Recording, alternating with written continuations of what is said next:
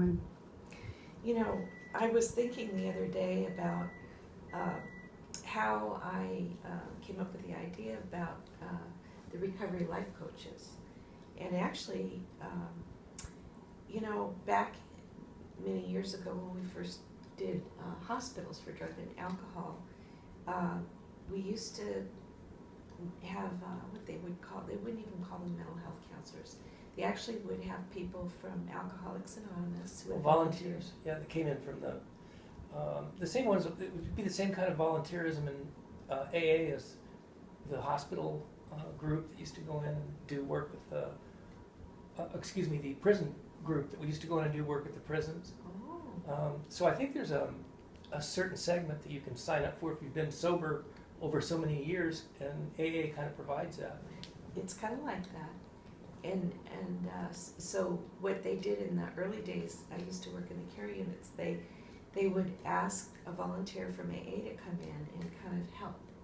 And so basically that ended up with these people being trained on the job in the hospital. And they weren't representatives of AA anymore because technically they were getting paid then. Well, this might be, what you're talking about is coaching might be the same sort of mechanism to bring support to therapists, to bring support and be hooked in with other professionals in the mental health arena. It doesn't have to even be chemical dependency, but since we're really experts in that field, this is what we're really pushing for. And coaches really could do most of the things that therapists do. They just need to be trained, and hopefully most will be on their way to be therapists anyway. That's probably a strong desire with most coaches to get through school and get certified or credentials or some other area that they might be connected with.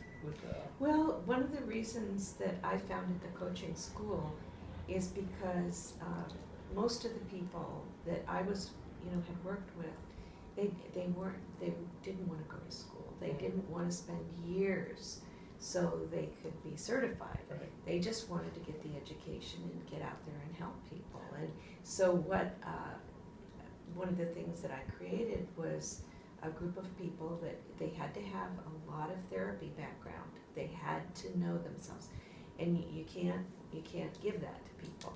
And then the other thing is I wanted them involved in some 12-step program where they either recovering themselves or families of, AA, Al-Anon, OA, Codependence Anonymous, whatever, Narcotics Anonymous, so that they had a sponsor and a home group sponsor. They knew the system. They didn't have to be trained in, And then with that combination, we started calling them recovery life coaches. Now there's other recovery life coaches out there that are called that name. And basically they're sober coaches. They help people who are disabled or basically help people stay sober. So what would be the difference with the recovery life coach and the life coach?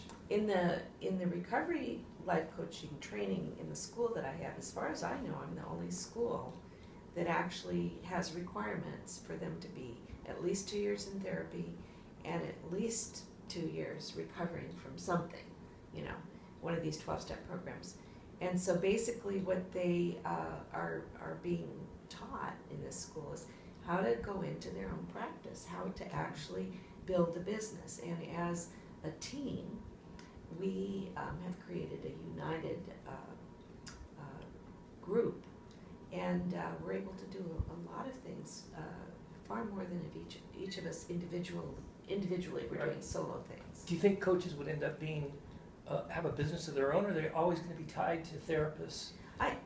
In my school, they can always have a business of their own, and they will be further empowered if they are tied to somebody that they feel that is experienced. Yeah.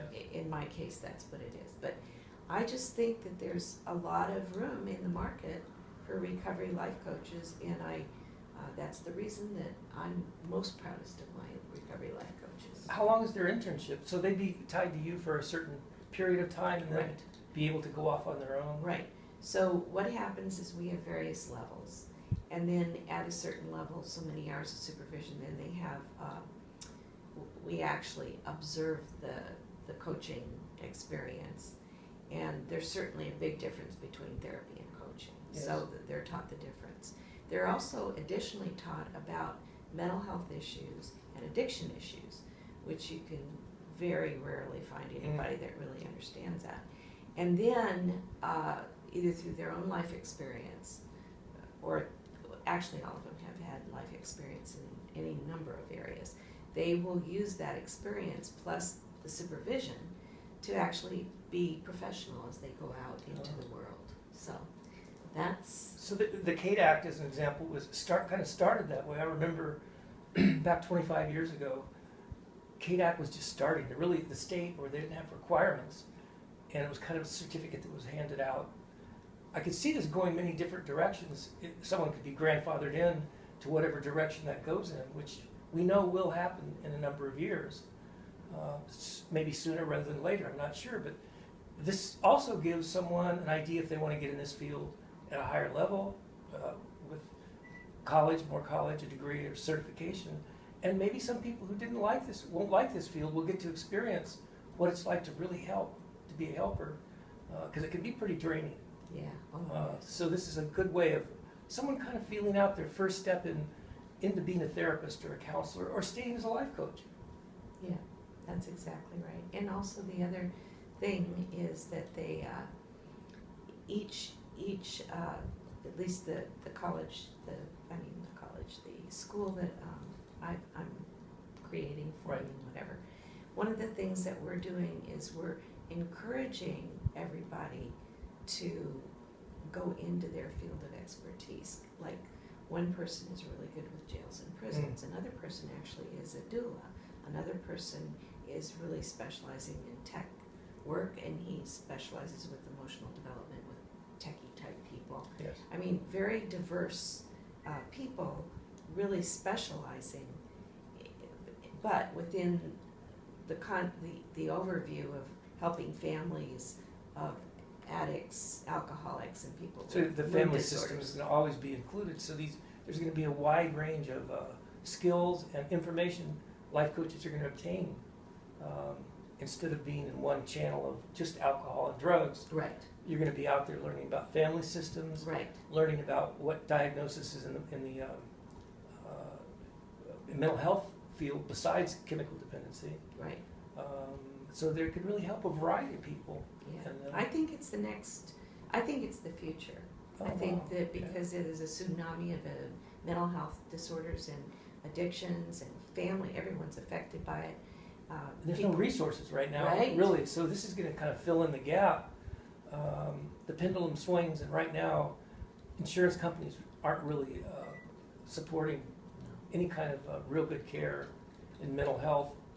I can see it coming back though soon with the politicians and all the things I've heard in the news about providing this for people and not sending them to jail as a solution. Yeah.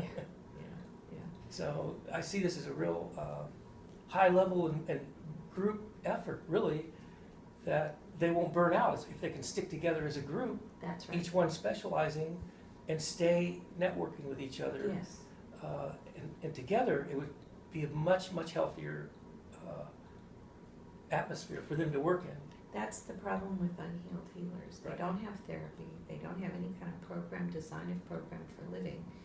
And a lot of people in my field, the marriage and family therapist field, I supervise interns, and obviously it was very apparent that they didn't have some of the personal things that maturity and knowledge had brought the people that I've talked to and have brought into the recovery life coaching school. So I just think it's a needed thing, and the maturity that comes.